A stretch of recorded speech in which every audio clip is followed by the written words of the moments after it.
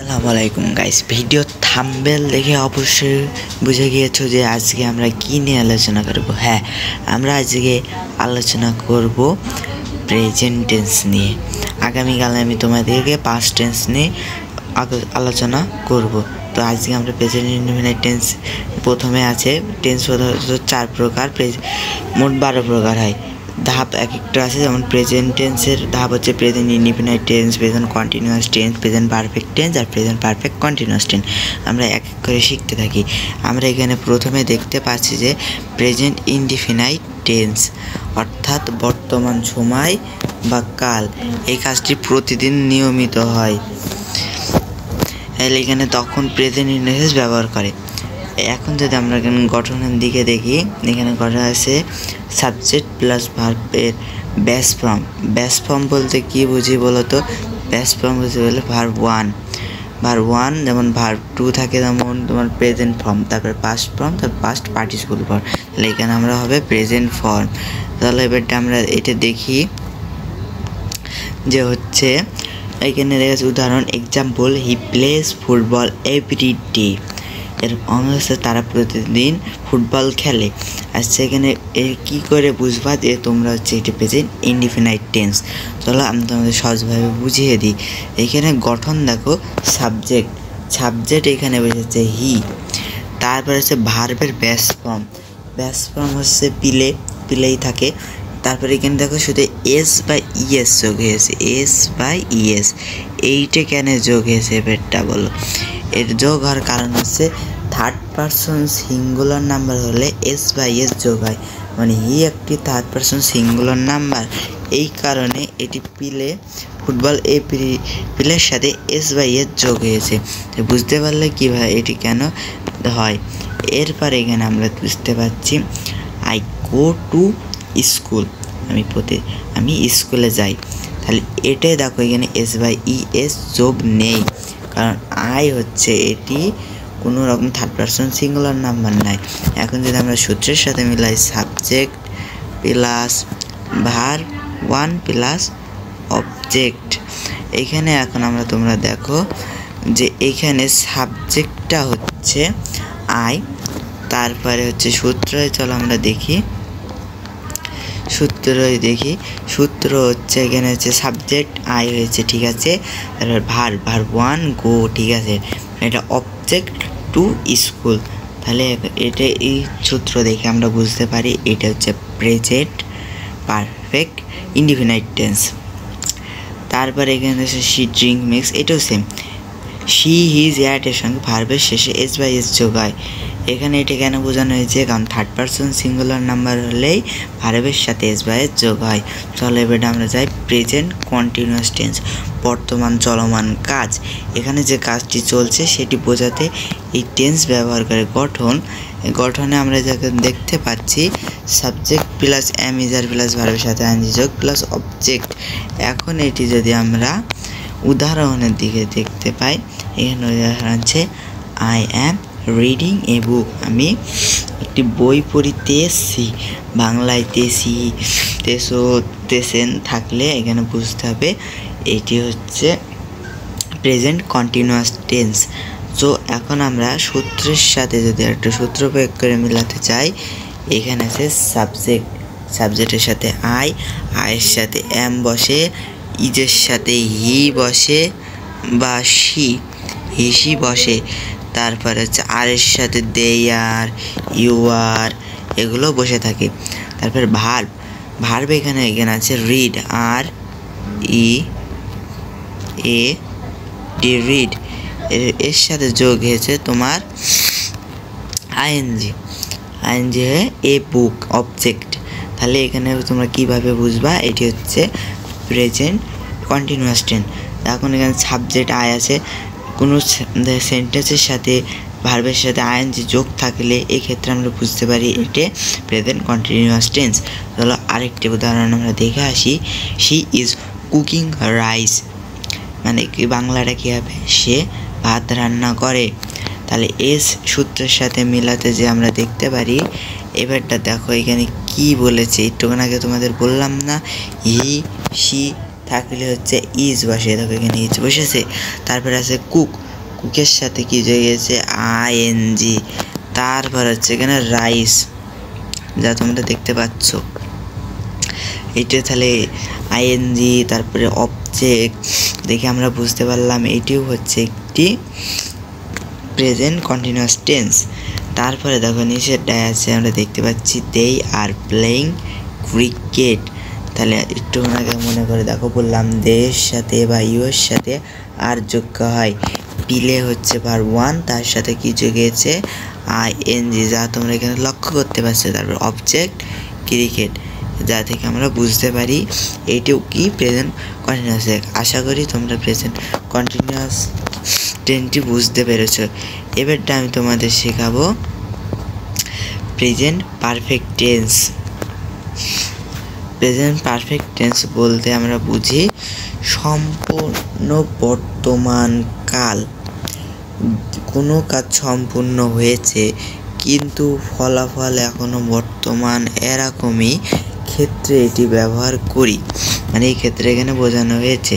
তারপর গঠন আমরা এখানে দেখি, গঠনে আমাদের এখানে আছে subject plus has have plus past participle বা ভার্ব থ্রি প্লাস অবজেক্ট।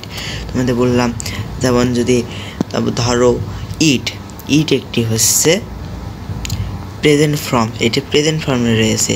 তাহলে তোমরা যদি এটি আবার নিয়ে যেতে চাও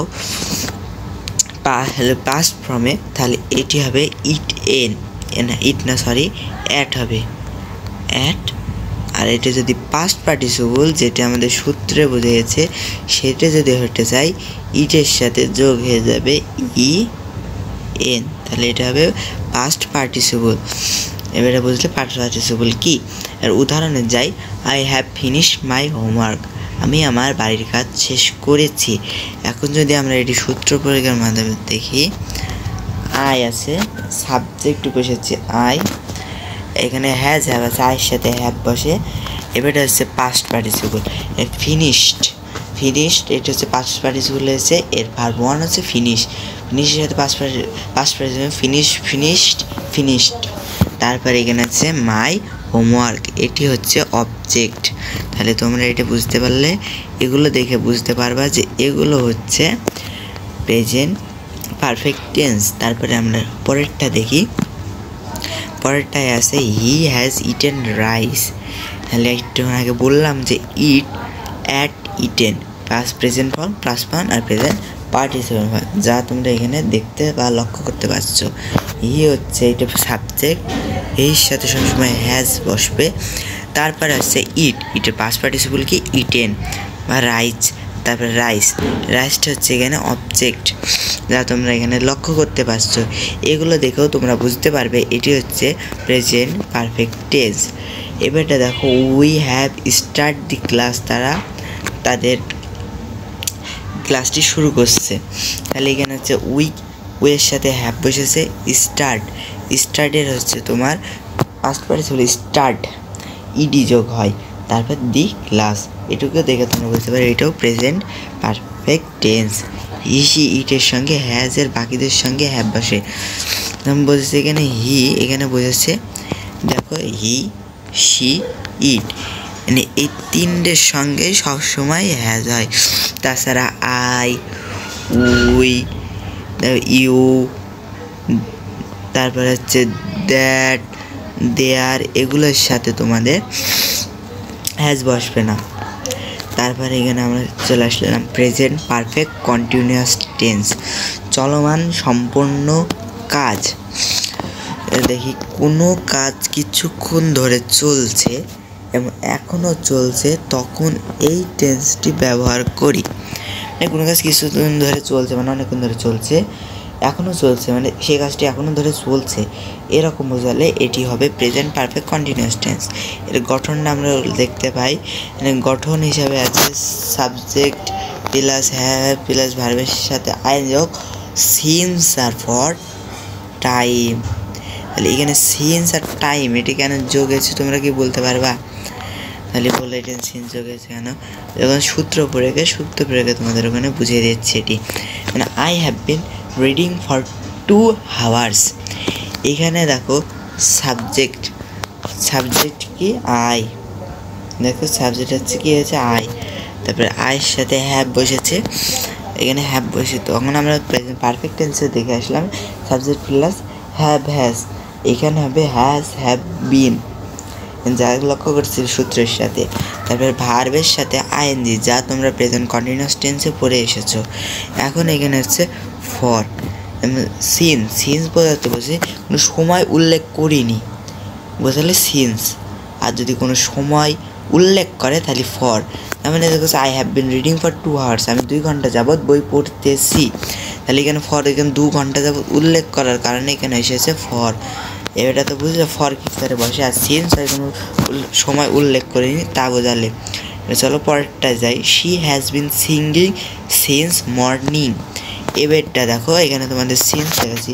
শি হচ্ছে সাবজেক্ট, হ্যাজ হ্যাভ বিন হচ্ছে সাহায্যকারী ভার্ব, সিঙ্গিং এর সাথে আইএনজি যোগ হয়েছে, এবারে সিন্স, এবারটা এখানে সিন্স বসলে কেন, ওখানে বসেছে ফর আর এখানে বসেছে সিন্স। এটি বসার কারণ কি?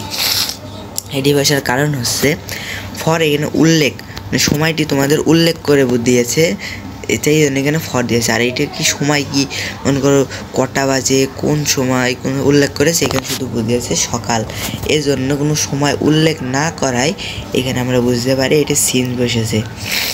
তারপর they have been walking all day, যা এখানে দেখো they have been walking all day, এইখানে কোনো দিন বা সময় কোনোটাই উল্লেখ করিনি, মানে কখন, এজন্য এটি আমরা বুঝতে পারি এটাও প্রেজেন্ট পারফেক্ট কন্টিনিউয়াস টেন্স। দের সাথে হ্যাভ বিন, ওয়ার্কের সাথে আইএনজি আর অবজেক্ট অল ডে। তাহলে তোমরা আজকে আমরা এই ক্লাসটিতে প্রেজেন্ট টেন্সের 4টি রূপ, সে 4টি রূপে আমরা এখানে পরিপূর্ণতা করে ফেলছি। তার এখন আমরা দেখি, আমরা সর্বপ্রথম শেষ করেছি প্রেজেন্ট ইনডিফিনাইট টেন্স, তারপরে প্রেজেন্ট কন্টিনিউয়াস টেন্স, তারপরে প্রেজেন্ট পারফেক্ট টেন্স এবং প্রেজেন্ট পারফেক্ট কন্টিনিউয়াস টেন্স। এগুলো আমরা আজকের ক্লাসে খুব সহজভাবে শেষ করে ফেললাম। এইভাবে কি একই নিয়মে কালকে পাস্ট টেন্সের বিষয়ে তোমাদের সাথে আলোচনা করব। সো ভিডিওটি যদি ভালো লাগে সৈগরিয়া মডেল একাডেমি চ্যানেলটিকে সাবস্ক্রাইব করে পাশে থেকে বেল আইকনটি অন করে লাইক করে ছোট্ট একটা কমেন্ট করে দাও, যাতে আমাদের ভিডিও ছাড়ার সাথে সাথে তুমি জেনে যেতে পারো। তো সবাইকে বিদায় জানাই, আল্লাহ হাফেজ, বাই।